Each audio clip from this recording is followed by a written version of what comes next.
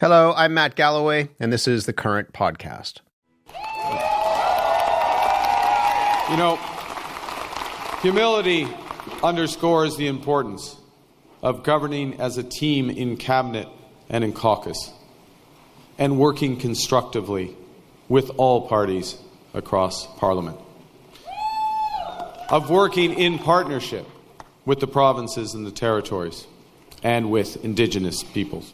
The Liberals are in with a minority government in what was a tight race. Some mud was flung along the way, but Prime Minister Mark Carney says it's now time to build bridges. Pierre Poilievre echoed those thoughts in light of the existential threats coming from the United States.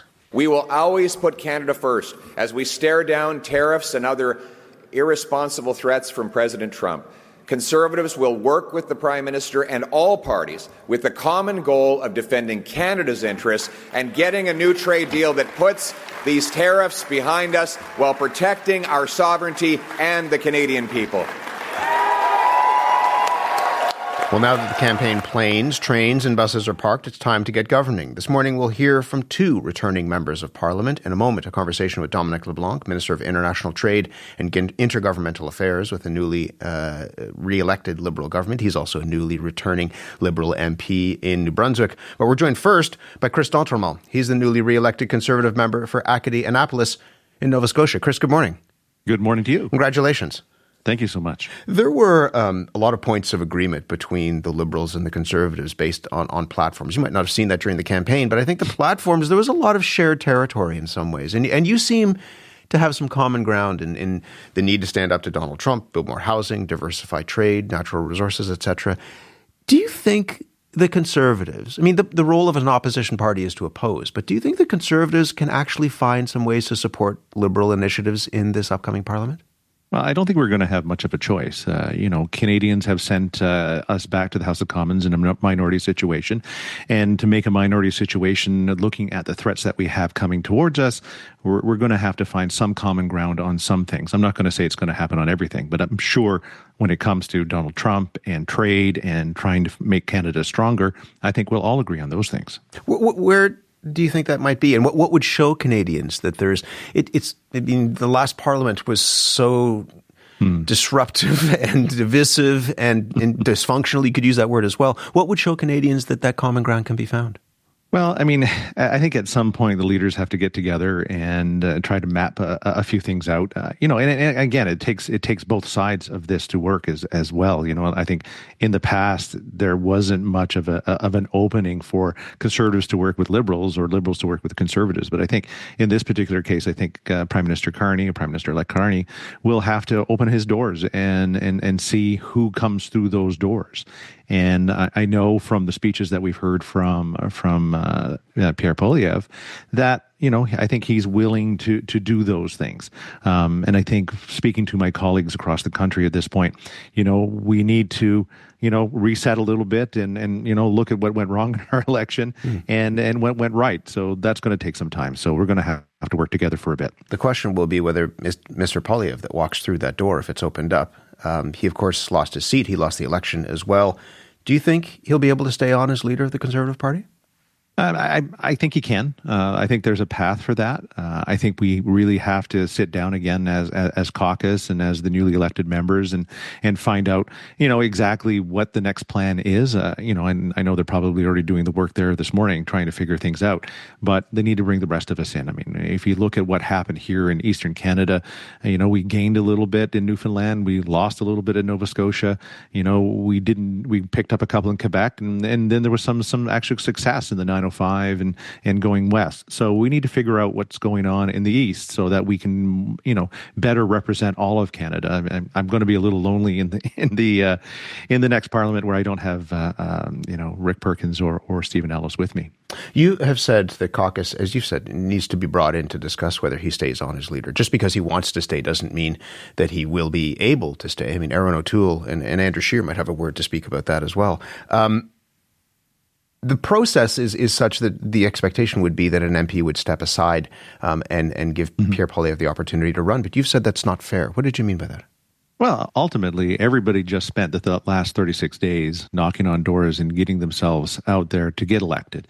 And ultimately, probably some of them have been at it for the last 3-4 years after they've lost. I mean, there's a number of MPs that lost their last elections and, been working really hard to get reelected. So, that person in that association, has invested a fair amount of money, a fair amount of time, knocked on thousands and thousands of doors.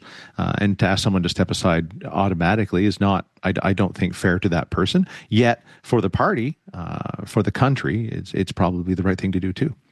Your Premier, Tim Houston, praised Mark Carney's handling of Donald Trump early in April. What does that tell you? Yeah, that one's always a challenge, because we sort of run into this line of which party do you belong to? I mean, I was a long-time member of the Progressive Conservative Party of Nova Scotia, a long-time MLA in the legislature. I've worked with many of those ministers that are in Tim Houston's government. I worked with Tim Houston directly, and I got a nice congratulations from Tim after the ballots were all counted. But we're not necessarily the same party, and we need to figure out a way to respond to Nova Scotia issues. The politics of Nova Scotia, I think, is far different than, let's say Alberta. So we really need to have a better feeling and a better connection with our provincial cousins on many of the issues that are important to us. And, knowing full well, there was a lot of our volunteers on our campaigns that I know are provincial members. We know there was a lot of people out of the Premier's office that were working for different campaigns across the province. So there is a connection. It's just not quite as established as maybe in other provinces where the Conservatives are Conservatives. Here, Progressive Conservatives are not necessarily Conservatives, and we try to find common ground on many. We're all the same the same shade of blue. As a Progressive Conservative, do you feel comfortable in the current Conservative Party? It's not a progressive Conservative Party. I mean, well, it includes progressive by name, though it's not, certainly. Yeah, by name it's not, but it includes a lot of people that look like me, that have the same kind of progressive views on social programs. There's a lot of other views on different things, and I think that's the beauty of the Conservative Party, is that we can actually all sit down, disagree on a certain number of things, but agree on a lot of things on how to move our country forward. So I see a lot of me in the Conservative Party of Canada. What do you think Canadians want coming out of this election? There were a number of different narratives. One was change, one was, and we can talk about how that played out, but also in a moment of crisis, it seemed like that obviously changed the math, not just for the Conservatives, but changed more broadly. What do you think Canadians want coming into this election? Well, yeah, and I think the messaging that they got from the parties was so similar that people didn't know which change they were voting for. If I look at even my numbers in Acadianapolis, where I pulled off somewhere like 22,000, 23,000 votes, which is the same number of votes that I had last time, but there was another 22,000 votes that went to my Liberal opponent, Ronnie LeBlanc. So very much split on who can offer a better chance for our constituency. So people have asked us to go back and try to figure it out as politicians, as a House of Commons, and I think it's equal on what they're pushing us forward to. That's where minorities in the past should work, and I think we should be working closer together to try to figure things out before pulling the plug once again in 18 or 24 months or whatever that might be. I'll let you go, but do you think that's possible to actually work together? You're optimistic about that. I'm a politician, and I've been a politician for quite a long time, so I am probably more optimist than most people. Chris, it's good to speak with you. Thank you very much for your time this morning. Have a wonderful morning. Thanks so much. Chris D'Entremont is the newly re-elected Conservative member for Acadianapolis in Nova Scotia. Dominic LeBlanc is Minister of International Trade and Intergovernmental Affairs, newly re-elected Liberal MP in the New Brunswick riding of Beausejour. He is in our Moncton studio this morning. Dominic LeBlanc, good morning to you. Hi, good morning. And congratulations. Thank you very much. You're kind. This was a very tight race. 8 million Canadians voted for Conservative candidates, just 500,000 less or so that voted for the Liberals. You come in with a very strong minority government, but just a few seats shy of a majority government. We heard the Prime Minister on Monday night talk about humility. What will show Canadians that humility, do you think? So I was very pleased that the Prime Minister took that tone so deliberately and so clearly on Monday. I think humility starts by, exactly as your previous guest, my neighbor from Nova Scotia, Chris D'Entremont, saying, starts by working with the parliament that Canadians elected. In our system, there's somebody who's asked to form a government. In this case, it'll be Prime Minister Carney, but that government has to work with the parliament that Canadians elected.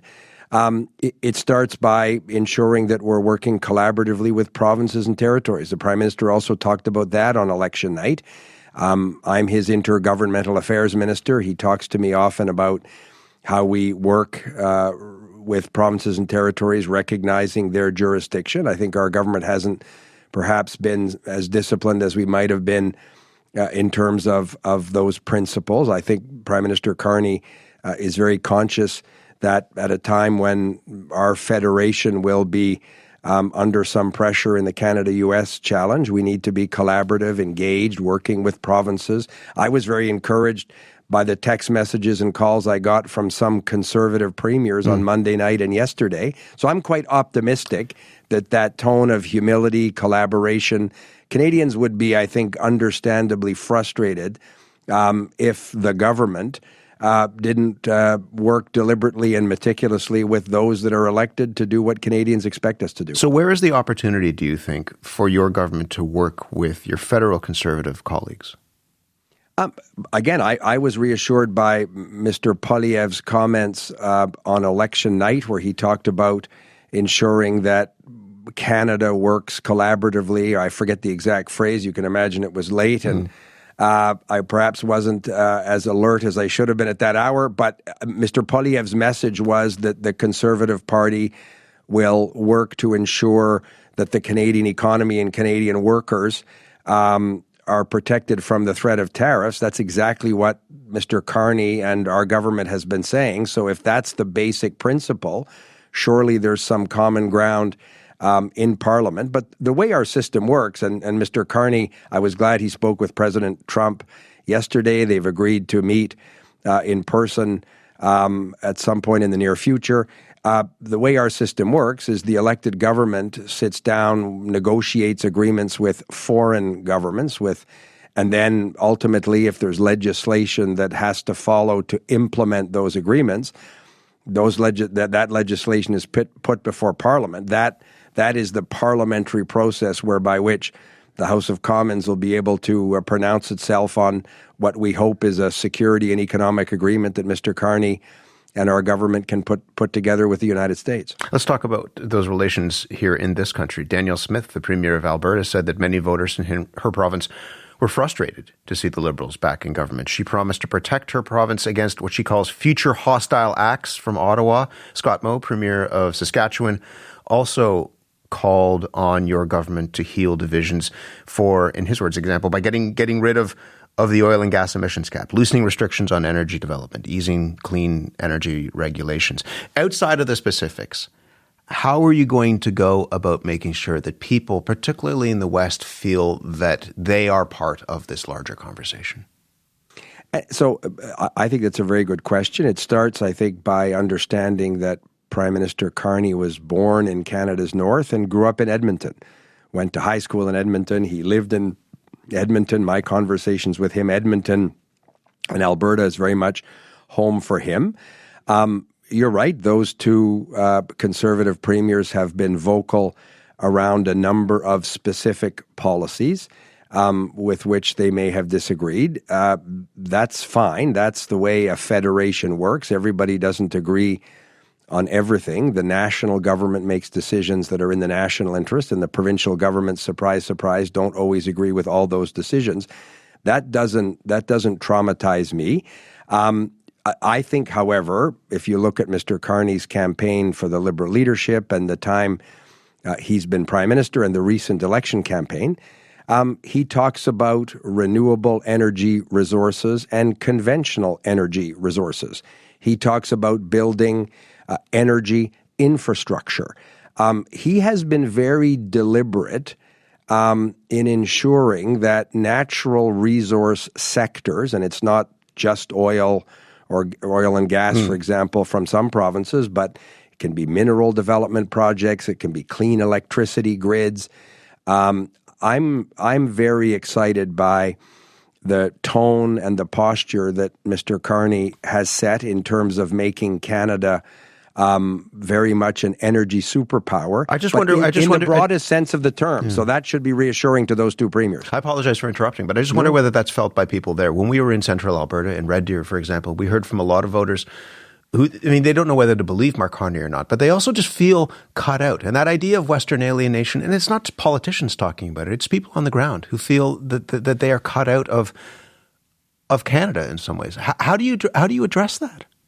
Well, first of all, you have to acknowledge that some partisan politicians, and not from our party, have sought to exploit and fuel that division for their own benefit. So that is never constructive. Whether it was Mr. Manning, for example, who's been out of politics for decades, that he decides to give an interview and create a circumstance, in my view, grossly exaggerated. That's not particularly constructive, but I'm not responsible for what some former Reform Party politician might say. I think what you say to those people is exactly what Mr. Carney said on election night, that once a government is elected, it governs for the whole country. We don't expect everybody in every constituency, 343 constituencies, to vote the same way. That would be a rather unusual election outcome that doesn't often happen in a robust democracy. So we shouldn't be traumatized by that, but we should govern recognizing that the economic interest of Canada depends on the success of Alberta. I've said to Premier Smith, I have a very collaborative relationship with Premier Smith. Premier Moe and I chat on the phone, text back and forth often. These are people that I'm happy to work with, have been happy to work with. But every time I get on a plane in Moncton, New Brunswick, and go to Montreal or Toronto, there are dozens of people going to Western Canada to earn their living, often in the oil and gas industry. And they come back. I see them on the planes at Montreal Airport on Friday night coming home.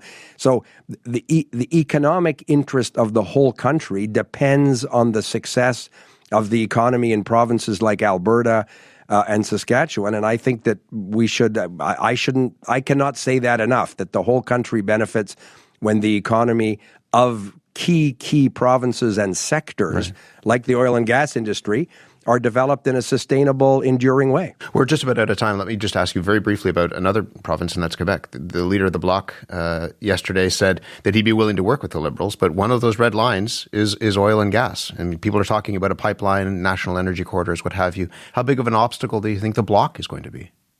But so, again, these are the opening postures that people take. The election results are not even 48 hours old. The Bloc have been consistent with respect to that position. It's not necessarily expressed in the same way by the Premier of Quebec, who frankly has a different mandate than the Bloc Québécois that lost a bunch of seats in Quebec. Premier Legault isn't as categorical when he talks about that sort of thing. So it's very early for people to put red lines and sort of no-go zones. Canadians elected a government. They want the government and Parliament to work. But Mr. Carney's also been clear that there's no actual project that has been submitted to a regulator for approval. So the question is hypothetical almost in three different ways. Mr. Blanchet can write a hypothetical line in some hypothetical sand about a hypothetical project. That's fine. That he's doing that after he lost a bunch of seats in Quebec. Again, I'm not surprised by that. That may not be everybody's tone in 6 months or in 3 years. People have to get to work and focus on the jobs they have. And I think the melodrama from some of the opposition parties can be turned down because Canadians won't, I think, be forgiving if we're not making best efforts to find common ground. Well, and that's it. I have to let you go, but just in a word or two, you're confident that common ground can be found. Canadians do want action. You're confident that can be found. Totally. Canadians are concerned. They're worried. They expect all of us that were lucky enough to be elected to work together. And I'm actually excited to. I've got friends in the Conservative Party, in the Bloc Québécois, in the NDP. I'm actually looking forward to seeing my colleagues, and not just from my party, but across the House of Commons who were elected. And maybe that'll happen in June. I'll look forward to it. It's been a long few days and nights for you. I appreciate you taking some time to talk to us. Thank you very much. I'm always happy to be on your program. Thank you for the invitation. Dominic LeBlanc is the Federal Minister of International Trade and Intergovernmental Affairs, re-elected for a 9th term in New Brunswick in the riding of Beausejour.